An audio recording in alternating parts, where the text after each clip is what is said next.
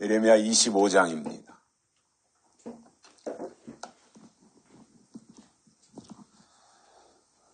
오늘 주시는 하나님 말씀 예레미야 25장 29절입니다.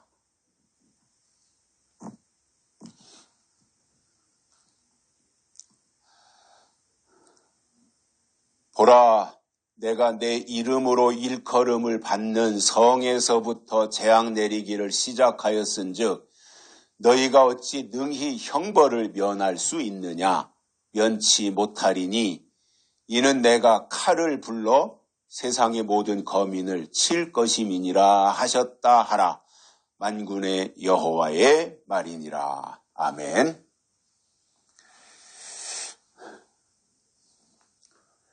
한 주간 동안도 모두 다 평안하셨습니까?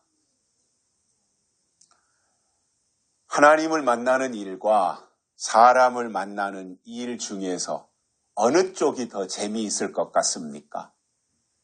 솔직하게.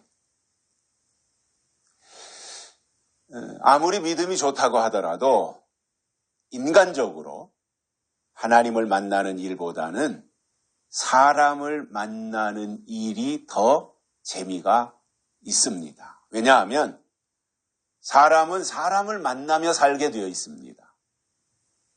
요즘은 사람이 개를 만나서 이상한 방향으로 가고 있기도 하지만 원래는 사람은 사람을 만나야 되고 사람과 함께 살게 되어 있으며 사람을 만나야 지나간 얘기도 하고 맛있는 음식도 같이 먹으면서 이런저런 좋았던 때를 회상하기도 하기 때문에 사람을 만나야 재미가 있습니다.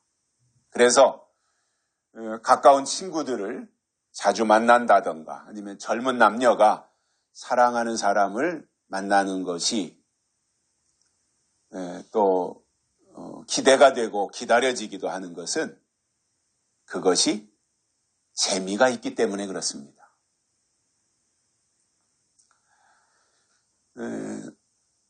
하나님을 만나는 일이 재미가 없는 것은 이런 거라고 저는 생각이 들어요. 날마다 성경을 펴놓고 읽고 있어야 되고 또는 틈나는 대로 기도해야 되고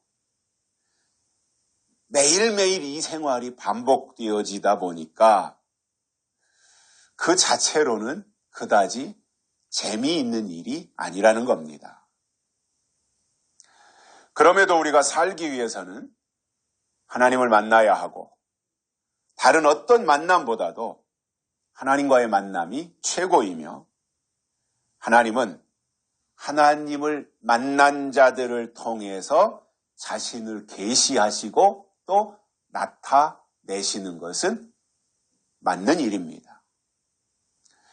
오늘 읽어드린 본문을 보면 하나님이 예레미야에게 하신 말씀이고 특히 재앙에 대해서 강조하고 계신 것을 우리가 알 수 있습니다. 그러면 이 예레미야 선지자에게 하신 말씀을 통해서 중요한 것은 물론 예레미야도 재앙에 대해서 말씀했지만 오늘 우리가 살펴보려고 하는 것은 요한계시록에서는 그렇다면 재앙을 어떻게 설명하고 있느냐 하는 부분이거든요. 예레미야가 말씀한 이 재앙이 계시록에서는 어떻게 설명하고 어떻게 연결 지을 수 있느냐라고 하는 건데 계시록 9장에 나오는 다섯째 나팔과 여섯째 나팔이 재앙에 대한 설명입니다. 이것을 다른 말로 하면 환란이라고도 부르는데 이것은 교회 안에서 일어날 일이기 때문에 다른 곳을 쳐다볼 필요도 없고 이 재앙 또는 이 환란에 대한 부분은 성경과 교회를 주시하면 어떻게 이 일이 진행이 될 것이구나 하는 것을 알 수 있게 된다는 말입니다. 어떤 분들은 지금도 여전히 중동을 주시하고 계신 분들이 계십니다. 중동. 그래서 저 이란이 있고 이라크가 있고 레바논이 있고 이스라엘이 있고 한 이 중동 지역을 주시하면서 3차 전쟁이 일어날 것이다라고 하는 것을 설명하는 그러한 분들도 계시고요. 또 어떤 분들은 러시아를 잘 살펴보라고 하면서 공산주의가 바로 마지막 때 나타날 적그리스도다 이렇게 말하는 분들도 계십니다. 그건 각자 나름대로의 주장이니까 뭐 그분들의 주장도 뭔가 근거를 가지고 하는 얘기일 것이라고 생각을 하고 뭐 참고 정도는 할 수 있겠지만, 그러나 우리가 정상적인 신앙을 올바로 유지하고 가는 데 있어서는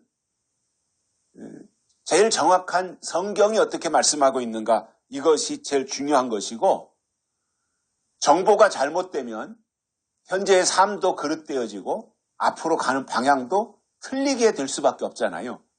그릇된 정보, 잘못된 정보를 받아들이면 과정도 그렇고 결과도 그렇고 엉뚱한 곳으로 갈 수밖에 없는데,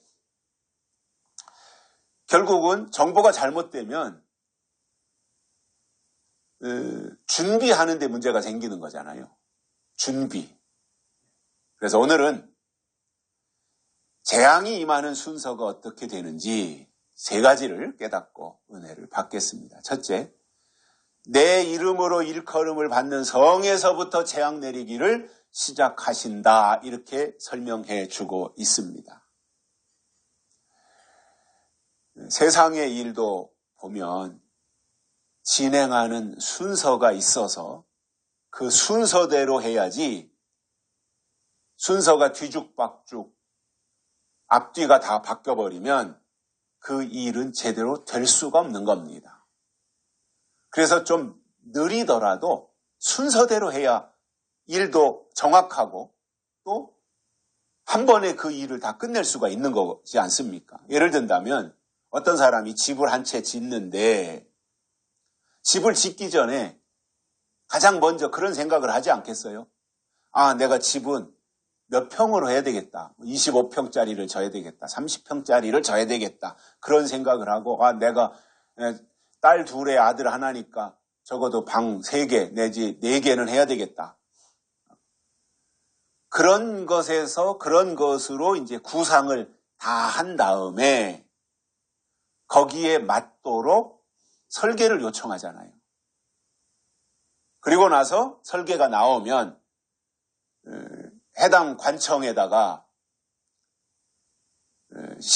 건축허가 신청을 하고, 그리고 허가가 나오면 거기에 맞게 땅을 파고 기초를 하고 벽돌을 쌓고 창문을 만들고, 그리고 지붕을 얹는 순서로 진행을 하는데, 그 순서가 뒤집어지고 바뀌고 뒤죽박죽 된다면 그 집은 제대로 건축될 수가 없습니다.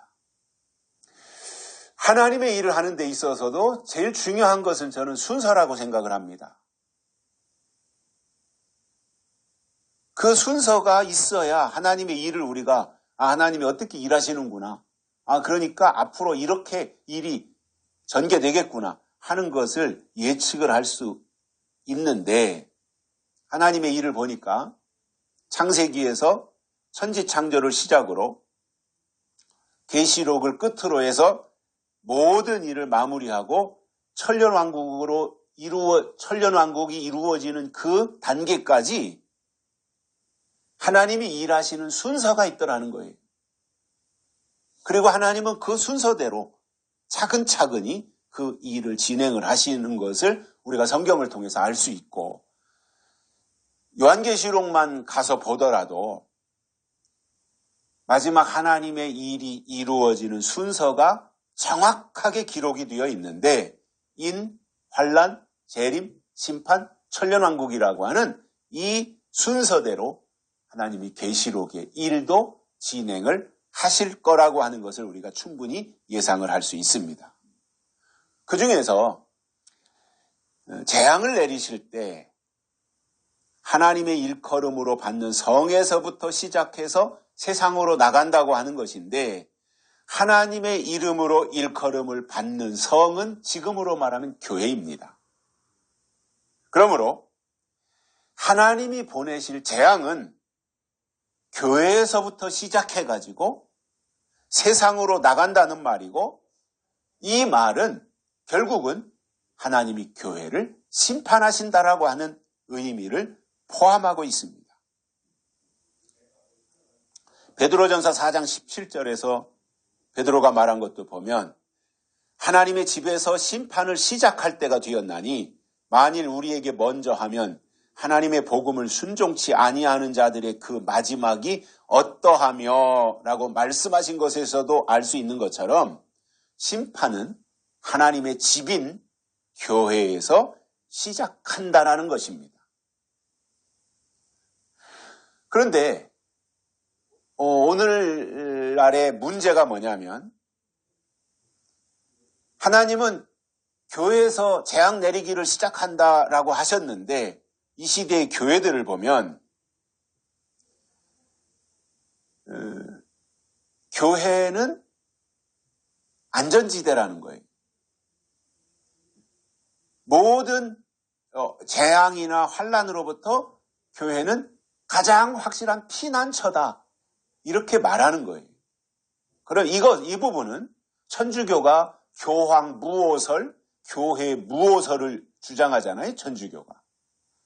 교황은 오류가 없고 잘못이 없고, 교회도 잘못을 하지 않는 잘못이 없다, 오류가 없다, 이렇게 이제 천주교가 주장하는데, 그것을 오늘 이 시대의 교회가 닮아가는 것인지, 교회가 안전지대이고 교회가 피난처다, 교회는 환난이 없다, 재앙이 없다, 이렇게 설명해 주고 있는데, 이러한 것들을 보면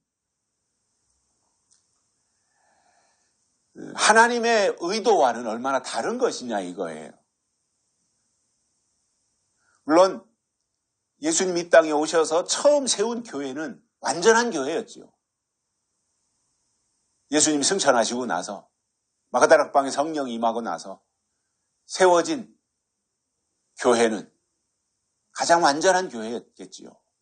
그러나 그것이 사람이 모이다 보면 사람 냄새가 나는 것이고, 또 처음에는 성령이 이끌려가던 교회가 사람의 숫자가 많아지고 사람이 교회에서 이런저런 행세를 하다 보면 사람의 소리에 귀 기울이고 사람의 그 요구를 따라갈 수밖에 없는 그러한 상황도 만들어지는 거잖아요. 그것이 벌써 2000년 넘도록 지나온 지금 시점에서 보면 처음 교회, 초대교회와 지금의 교회는 본질에 있어서는 많이 변질되었다, 이렇게 생각할 수 있는 거지 않습니까? 모든 것은 시간이 지남에 따라서 다 변하지, 그대로 보존하고 있는 게 어디 있습니까? 땅속에 묻어놓는 게 아닌 다음에는 다 변할 수밖에 없는 것이 이 세상의 이치인데,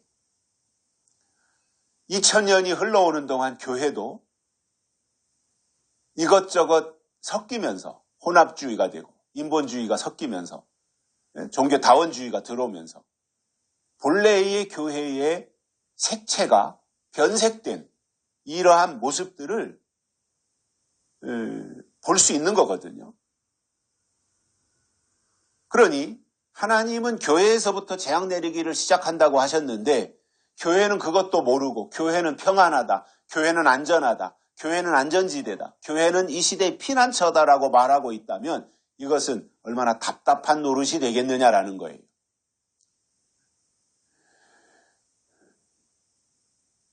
그런데 이 교회가 예수님의 십자가 옆구리에서 시작된 것은 맞는데, 이 세상의 일을 보면 모든 것은 다 시작할 때가 있고 끝날 때가 있으며 부흥기가 있고 쇠퇴기가 있잖아요. 사람만 놓고 보더라도 갓 태어난 갓난아기 시절이 있는가 하면 이제 70, 80이 넘어서 황혼기, 이제 모든 것이 다 쇠퇴한 그러한 인생을 맞이하는 경우들도 뭐 우리가 인생사를 겪으면서 다 경험하게 되는데,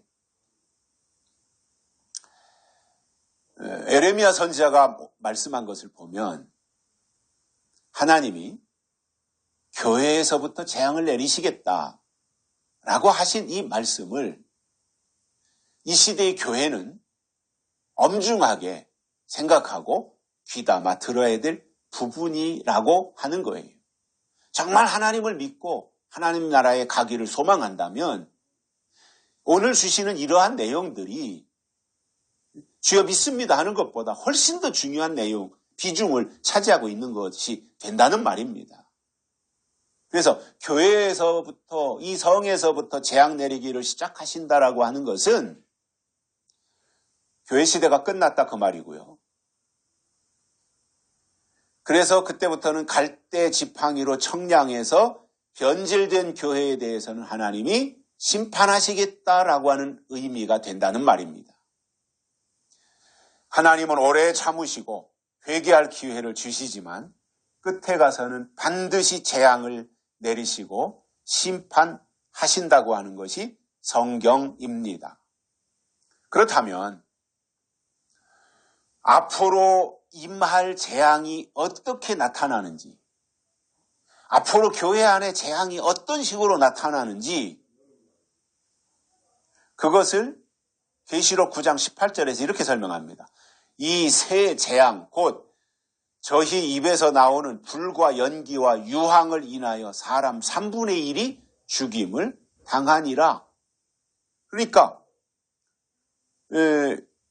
마지막 때 계시록에서 일어나는 이 재앙이 있는데 그 재앙이 일어날 때 불과 연기와 유황으로 사람 3분의 1이 죽임을 당한다. 이런 재앙이 있다라고 계시록에서도 설명을 해주고 있고요. 19절에서는 이 말들의 힘은 입과 꼬리에 있으니 그 꼬리는 뱀 같고 또 꼬리에 머리가 있어 이것으로 해하더라. 이렇게 설명을 해주고 있어요. 20절에서는 이 재앙에 죽지 않고 남은 사람들은 그 손으로 행하는 일을 회개치 아니하고 오히려 여러 귀신 또는 보거나 듣거나 다니거나 하지 못하는 금, 은, 동과 목석, 우상에게 절하고 또 그 살인과 복술과 음행과 도적질을 회개치 아니하더라. 이렇게 설명을 해주고 있습니다. 자, 그러면 이것은 여섯째 나팔에 대한 설명인데 이때가 되면 교회 안에 재앙이 임한다는 말이에요. 그래서 불과 연기와 유황으로 임하고 그러한 엄청난 재앙에서 죽지 않고 남은 사람들은 오히려 금, 은, 동과 목석, 우상을 숭배하고 따라간다라고 하는 것을 반모섬에서 2000년 전에 사도 요한을 통해서 마지막 때 교회의 모습을 이렇게 설명을 해주신 것입니다. 그렇다면 올바른 신앙은 하나님 편에 서서 하나님을 따라가야 하는데 다섯째 나팔의 황충이에게 미혹당하고부터는 말로는 하나님인데 실제로는 여섯째 나팔에 나오는 마병대를 따라가고 그로 인하여 재앙이 임하며 궁극적으로는 심판을 당하게 된다는 말씀입니다. 그래서 이 마지막 심판은 하나님을 믿는다고 하는 사람들이 모인 성, 즉 교회지요. 여기서부터 시작한다고 말씀하고 있기 때문에 예수님의 재림이 가까울수록 요한계시록이 이루어지는 그 사건 하나하나가 나타날수록 성경대로 잘 믿어야 한다는 말입니다. 그리고 교회에서 심판을 시작하면 교회 안에 있는 사람들조차도 심판을 이기기 어려운데 교회 밖에 있는 사람들은 심판에 대해서 알지도 못하고 있는 상황에서 그것이 임하고 그리고 거기에 휩쓸려 가면서도 알지 못하게 된다는 말이 되는 것이고요. 또 주여 주여 하면서 하나님을 믿었던 사람들이 이것에 대해서 성에서부터 재앙 내린다고 하는 것을 알지 못하고 믿기만 하면 된다. 주여 주여만 하면 된다. 아멘만 잘하면 된다. 라고 하면서 하나님이 앞으로 하실 일에 대해서 전혀 알지 못하고 그냥 따라만 간 사람들은 절대로 천년왕국에 들어갈 수가 없게 된다는 말입니다. 그래서 신앙인들이 교회를 주시해야 할 이유가 있습니다. 그게 뭐냐면 요한계시록에서 설명하는 환난 또는 재앙이 교회 안에서 일어나고 심판도 교회를 심판하신다고 말씀하고 있기 때문에 슬기로운 다섯 처녀처럼 준비하는 신앙은 성경을 통해서 교회를 보게 되어 있다는 말입니다. 그래서 성경이라고 하는 안경, 성경이라고 하는 현경을 통해서 교회를 보는 신앙, 이것이 합당하고 올바른 자세라는 말입니다. 두 번째로는 이때가 되면 형벌을 면할 수 없다, 이렇게 말씀하고 있습니다. 형벌을 면할 수 없다. 형벌. 저희 형벌이라는 말을 국어사전에서 찾아보니까 이렇게 설명하고 있습니다. 국가가 범죄를 저지른 사람에게 범죄의 책임을 전제로 해서 부과하는 법률상의 제재다. 이렇게 형벌을 설명하고 있습니다. 그렇다면 하나님을 믿는 자들에게 하나님이 내리시는 형벌이 있을 텐데 그것은 하나님의 법대로 또는 하나님의 뜻대로 믿지 않은 자들에게 내리시는 처벌이며 그 결과 하나님의 약속과 상급에서 배제하신다는 말입니다. 믿는 사람들이 또 교회에서 신앙생활 하시는 사람들이 예수님을 향해서 주여 주여 잘하면 그것이 믿음인 줄 아는데 그것은 착각입니다. 그것은 그야말로 어린이집 수준입니다. 초등학문도 안 되고 어린이집 수준입니다. 주여 주여 하면 하나님의 자녀이고 주여 주여 하면은 주님을 부른 것이니까, 그리고 하나님을 향해서 공중에다 대고 아버지 하고 불렀으니까 나는 아들이다. 이것은 너무너무 단순한 그야말로 아메바 수준의 생각이지요. 왜 제가 이렇게 설명을 드리느냐 하면 예수님께서 이런 말씀을 하셨기 때문에 그래요. 나더러 주여 주여 하는 자마다 다 천국에 들어갈 것이 아니요 다만 하늘에 계신 내 아버지의 뜻대로 행하는 자라야 들어가리라. 이렇게 말씀하신 이것이 주여 주여 하는 것보다 훨씬 더 중요하다는 거예요. 하나님의 뜻대로 행하는 자라야 들어가리라. 그러니 입으로만 주여 주여 하는 게 중요한 것이 아니라 하나님의 뜻대로 행하려니 하나님의 뜻이 무엇인지 알아야 되고 그 하나님의 뜻을 발견한 그 사람이 그때부터는 이것이 하나님의 뜻이구나. 하나님의 요구가 이것이구나. 하나님이 원하시는 것이 이것이구나. 그것을 알고 그 방향으로 계속해서 이어가고 연결해 가는 그것을 하나님이 원하신다라고 하는 거예요. 그래서 주일날 교회 간다고 해서 다 똑같은 신자라기보다는 그 중에는 어린이집 수준의 신자, 유치원 수준의 신자, 초등학교 수준의 신자, 중고등학교 수준의 신자, 대학교, 대학원, 박사과정 이런 등급이 다 있는 거잖아요. 그래서 우리가 계시록을 통해서 하나님의 뜻을 발견하자고 하는 것은 우리 신앙의 단계, 믿음의 고도를 또 높여가자고 하는 것이고 그래서 하나님의 뜻을 발견하자고 하는 것입니다. 왜냐하면 하나님의 뜻대로 믿는 것이 더 중요하기 때문에 그래요. 바울이 로마서 12장에서 설명한 것도 보면 너희는 이 세대를 본받지 말고 오직 마음을 새롭게 함으로 변화를 받아 하나님의 선하시고 기뻐하시고 온전하신 뜻이 무엇인지 분별하도록 하라. 이렇게 설명하셨습니다. 그렇기 때문에 아무리 주의 이름으로 선지자 노릇을 하고 귀신을 쫓아낸다고 할지라도 주님의 반응은 내가 너희를 도무지 알지 못하노라. 이 불법을 행한 자들아 내게서 떠나가라. 이렇게 하신다는 말이에요. 하나님의 것이 있느냐 없느냐가 중요한 것이지 내가 뭔가 한 거, 귀신을 쫓아낸 거, 선지자 노릇한 거 그게 중요한 것이 아니라는 거예요. 이 시대에 나타내신 하나님의 뜻이 있느냐 없느냐 이것이 훨씬 더 중요하다라는 말입니다. 그래서 성경은 새로운 질서가 임하기 전에 미리미리 준비하는 것이 지혜라고 말씀하고 있기 때문에 깨어있는 하나님의 사람들은 하나님이 내리실 형벌이 무엇인지 알고 그 형벌을 면하는 믿음을 가져야 합니다. 그런데 이와 같이 중요한 것에 대해서는 관심이 없고 무조건 그냥 교회만 다니면 다 해결된다는 식으로 체계도 없이 마구잡이로 신앙생활을 한다면 그런 사람들은 하나님의 때와 하나님의 법을 알 길이 없는 것입니다. 하나님은 형벌을 준비하셨고 그 형벌이 다가오는데 형벌이 뭔지 모르고 형벌을 이길 수 있겠냐 말이죠. 그래서 성경은 그 일이 일어나기 전에 먼저 선지자를 통해서 알려주고 나서 그 일을 행하시기 때문에 관심이 있으면 알려주실 때 알 수 있다는 거예요.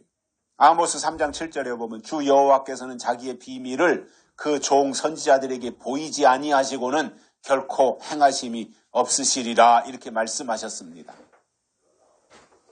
그래서 계시록에 보면 예수님이 재림하시기 전에 환란이 있는데 환란은 영적인 환란과 육적인 환란 이 두 가지로 구분할 수가 있습니다. 영적인 환란은 대표적으로 교회 환란이라고 설명할 수 있어요. 교회 환란이 뭐냐? 교회가 영적으로 어두워지는 거예요. 그리고 하나님의 약속의 말씀이 사라지는 거예요. 그렇게 되면 교회에서 황충이가 나오는 거지요. 이게 영적인 환란이에요. 육적인 환란은 기근과 지진으로 오는 환란 또는 전쟁으로 오는 환란 뭐 이런 것들이죠. 질병으로 오는 환란 이런 것들을 이제 볼 수 있는데 우리가 이 시대에 하나님이 주신 영적인 신앙을 가지고 있다면 그는 영적인 환란과 육적인 환란을 알고 대비하게 되어 있습니다. 육적으로 대비해야 될 것들이 있지 않겠습니까? 영적으로는 영적으로 대비해야 될 것들이 있지 않겠습니까? 그것을 잘 균형을 이루어서 영적인 것과 육적인 부분에 조화를 이루어 균형을 맞추어서 그 일을 준비하는 이것이 성숙한 신앙인들의 모습입니다. 그리고 이렇게 준비를 하는데 형벌이 뭐가 문제가 되겠어요? 준비한 사람들이 육적인 환란이 오든 영적인 환란이 오든 준비한 사람들에게 그게 뭐 그다지 문제가 되겠습니까?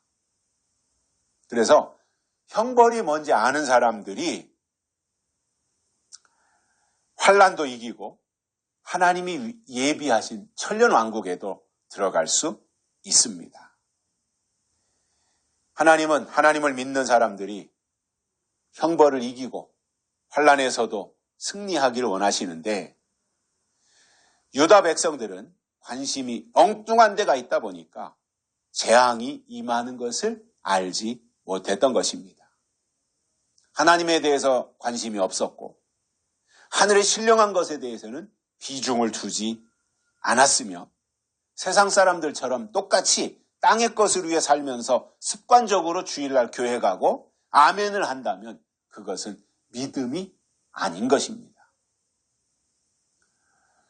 성경이 말씀하고 있는 진짜 믿음은 하나님이 주신 약속을 믿는 것이고 이것을 아브라함을 통해서 우리에게 너무나도 잘 설명을 해 주셨습니다. 성경은 약속의 말씀이고 성령은 약속의 영입니다.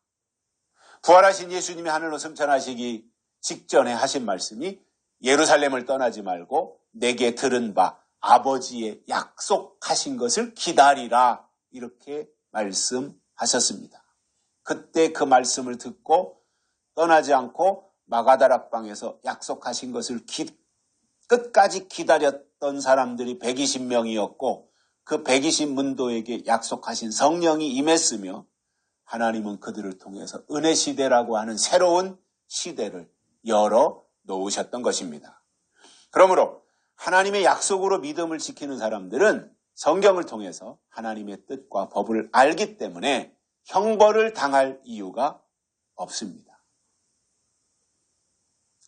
그러나 입으로는 믿는다고 하면서 땅의 것에 마음을 다 뺏기고 살아가는 사람들을 하나님은 형벌을 내리시고 심판을 행하실 것입니다. 세 번째로는 칼을 불러 세상의 모든 거민을 칠 것이다, 이렇게 설명을 해주고 있습니다. 칼을 불러 세상의 모든 거민을 치신다. 칼로 세상의 거민을 다 치시겠다, 이렇게 말씀하는데, 지난주에 칼을 뭐라고 설명드렸어요?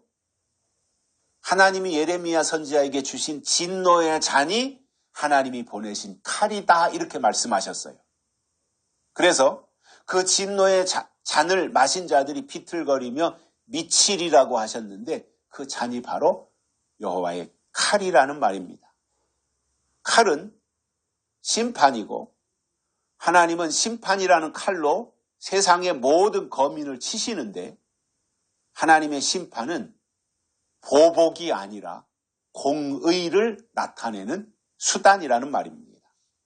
히브리서 4장 12절에 보면 하나님의 말씀은 살았고 운동력이 있어 좌우의 날선 어떤 검보다 예리하여 혼과 영과 및 관절과 골수를 찔러 쪼개기까지 하며 또 마음의 생각과 뜻을 감찰하시나니, 이렇게 설명했습니다. 그렇기 때문에 하나님의 말씀은 어떤 날선 검보다 더 날카롭고 예리해서 모든 것을 다 찌르고 쪼개고 할 수 있을 정도라는 말입니다. 그러므로 칼을 불러서 세상의 모든 거민을 친다는 것은, 칼은 말씀이고 하나님이 말씀으로 세상에 속한 신앙을 심판하신다는 의미를 담고 있습니다.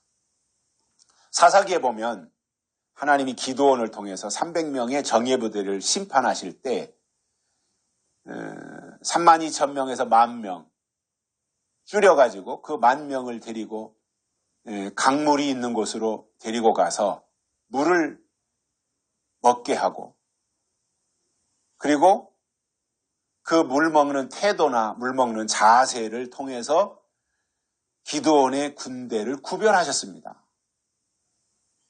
그때 기드온을 통해서 선발된 사람들이 300명이었어요. 그 300명만 하나님이 원하시는 자세를 가지고 있었던 거예요. 그리고 그들이 이제 하나님의 군대가 되어서 미디안의 대군과 싸우는데 항아리, 횃불 이런 것이 동원됐었지만 그것은 도구에 불과했고, 실제로 미디안과 기드온의 300명의 군대가 싸울 때 하나님의 역사를 이끌어냈던 것은 여호와 기드온의 칼이여라고 하는 외침으로 승리를 이끌어냈던 것입니다. 자, 그러면 기드온 때도 여호와 기드온의 칼이 동원이 됐었고, 그러면 마지막 예수님이 재림하실 때도 기드온 때 동원됐던 기드온의 군대처럼 마지막에도 하나님의 군대가 등장을 해야 되지 않겠습니까? 그것이 계시록 19장에 보면 하나님의 군대가 등장을 하는데, 우리가 이러한 내용을 보면서 하늘의 군대가 왜 필요한지, 하늘의 군대가 되기 위해서는 어떤 자격을 갖춰야 되는지 알아야 하나님의 군대가 되어서 사단의 군대와 싸울 수 있지 않겠습니까? 자, 그러면 하나님의 군대가 필요한 것은 선과 악의 마지막 싸움이 남아있기 때문에 그렇습니다. 선악의 싸움이, 진리와 비진리, 의와 불의의 싸움이 남아있는 거예요. 그래서 그 싸움을 위해서 하나님의 군대도 필요한 것입니다.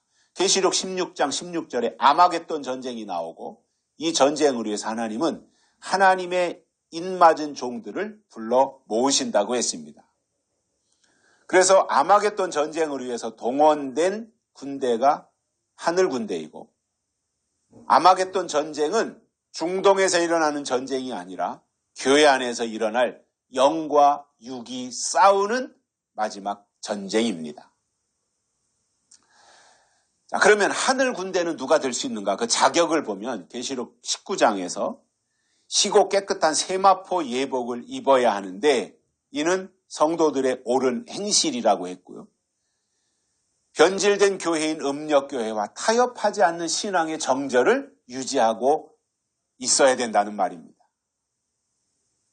그래서 이 단계까지 가가지고 하나님의 군대가 되면 그들은 오직 예수, 오직 성경의 신앙으로 하나님을 따르고 하나님의 뜻대로 하게 되어 있습니다. 그래서 이와 같이 하나님의 군대로 선택을 받으면 그에게 하나님이 권세를 주셔서 악한 영들과 싸우게 하시는데 입에서는 검이 나가고 손에는 철장 권세가 있어서 이것으로 마지막 남은 하나님의 일을 이루게 하신다는 것입니다. 자, 그러면 에레미야 선지자에게 칼을 불러 세상의 모든 거민을 친다고 하는 것은 말씀의 칼이고 말하는 대로 이루어지는 철장 권세이며 이것으로 세상에 속한 거민을 예외 없이 치실 것입니다. 그러므로 요한계시록에 기록한 하나님의 마지막 일을 이루실 때 하늘의 군대에게 하나님이 주실 권세가 검과 철장인데 이것은 결국 검이든 철장이든 그것은 같은 것으로서 말하는 대로 이루어지는 입의 권세입니다. 그래서 심판하는 권세는 입에 임하고 말로써 심판하게 되는 권세이며 결국 그 입에서 나오는 그 모든 말들이 그대로 다 이루어지는 것이 심판하는 권세라는 말입니다. 중요한 것은 하나님이 쓰실 군대를 모집하시는데 아무나 불러다 쓰시지 않는다는 말입니다. 미디안의 군대를 물리치기 위해서 기드온의 300명 용사를 선발하실 때도 먼저 다 검열하셨어요. 집안 걱정, 처자식 걱정하는 사람들 다 돌려보내는 그러한 과정을 통해서 검열하셨어요. 또 물 먹는 태도를 다 하나님이 보셨어요. 그리고 선발하셨어요. 그렇다면 지금도 마찬가지로 하나님이 쓰실 종들은 하나님이 검열하신다는 거예요. 그래서 나를 쓰시옵소서, 제단의 숯불로 나를 지져가지고 나를 보내시옵소서, 선교사로 보내시고 사역자로 보내시고 나를 보내시옵소서 그렇게 말한다고 해서 보내는 것이 아니라 쓰시는 것이 아니라 하나님의 기준이 있다는 거죠. 그래서 그 기준에 충족되어지면 하나님이 쓰시는데 그 하나님이 기준을 알기 위해서는 성경을 통해서 알 수밖에 없는 것이고 그러한 조건이 충족되면 하나님은 입에 권세를 주셔서 하나님의 일꾼으로 쓰신다는 말입니다. 결국 철장 권세는 입술의 권세인데 계시록 20장 4절에서부터 6절에서 이것을 심판하는 권세다 이렇게 설명했습니다. 하늘 군대가 하는 마지막 일은 예수님과 함께 옛뱀이고 마귀이며 사탄인 용을 잡아서 무저갱에 1000년 동안 가두어 놓는 일을 하신다는 거예요. 그러한 일들이 교회 안에서 일어난다고 하니까 그 교회가 바로 마지막 재앙이 일어나는 무대가 될 것이라고 하는 것을 성경은 이렇게 설명을 해주고 있습니다. 그래서 이러한 재앙의 어떤 순서, 재앙의 어떤 절차대로 임하는가 이러한 것을 우리가 성경을 통해서 알고 갈 필요가 있다는 거예요. 그냥 쉽게 생각해서 다 교회 다니면 천국 가고 믿기만 하면 다 구원받고 이렇게 된다면 얼마나 좋아요. 그냥 그렇게 말 그대로 쉽게 된다면. 그러나 지금 이 시대는 다 이것저것 뒤섞인 시대가 되다 보니 더 주도 면밀하게 더 확인하고 파악하고 이렇게 할 수밖에 없는 시대가 되었기 때문에 더 구체적이고 더 세밀하게 신앙을 살피고 가야 될 때가 되었다 이렇게 생각을 합니다. 결론으로 마지막 재앙은 하나님의 이름으로 일컫는 성에서부터 시작한다 이렇게 말씀하셨어요. 그렇다면 교회는 이러한 내용을 알고 제대로 대비해야 형벌을 면할 수 있는데 그러한 것에 대해서 도무지 관심이 없다 보니 하나님의 뜻을 알 길이 없는 겁니다. 그러니 그날 가서 슬피 울며 이를 갈 수밖에 없는 거예요. 그날 가서 아이고 내가 잘못 믿었네 하고 깨달아 봐야 돌이킬 수 없잖아요. 미리미리 슬기로운 다섯 처녀처럼 준비하고 갔어야 되는데 결국에는 하나님이 칼을 불러 모든 거민을 심판하시는 내용을 보면서 우리가 더 철저하게 하나님을 겨냥하고 하나님의 뜻대로 믿음을 키워서 하나님의 군대로 쓰임받게 되시기를 소망합니다. 기도하시겠습니다. 살아계신 하나님 감사합니다. 오늘 또 우리를 불러주시고 하나님의 말씀을 듣게 해주셔서 감사를 드립니다. 예레미야 선지자를 통해서 재앙이 임하는 순서를 우리가 살펴보았습니다. 내 이름으로 일컬음을 받는 성에서부터 심판하셔서 모든 거민에게까지 미치게 된다고 하는 이 내용들을 우리가 들었사오니 이러한 말씀을 통해서 우리가 더욱더 근신하고 깨어서 각성하게 하여 주시고 하나님의 뜻을 헤아려 분별하며 하나님의 사람으로 더 철저하게 믿음에 서서 하나님을 기쁘시게 해드리는 저희들 되게 해 주옵소서. 다시 오실 예수님의 이름으로 간절히 기도드리옵나이다. 아멘. 찬송가 217장 부르시면서 헌금 드리시겠습니다. 217장. 주님의 뜻을 이루소서. 고요한 중에 기다리니 진흙과 같은 날 빚으소. 주님의 영상 만드소서.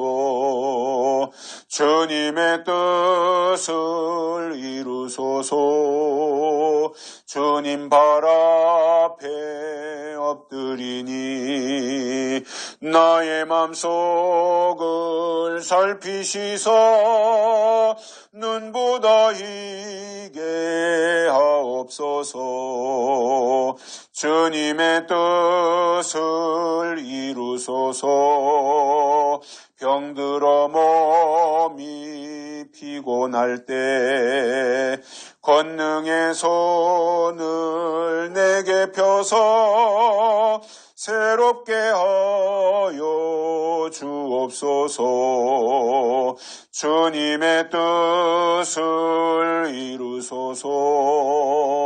온전히 나를 주장하사 주님과 함께 동거함을 만민이 알게 하옵소서.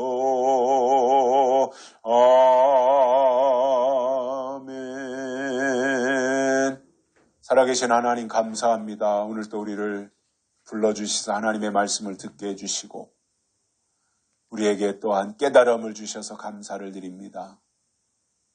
우리가 원하는 방향으로 가는 것이 아니라 하나님이 원하시는 방향으로 가게 하여 주시고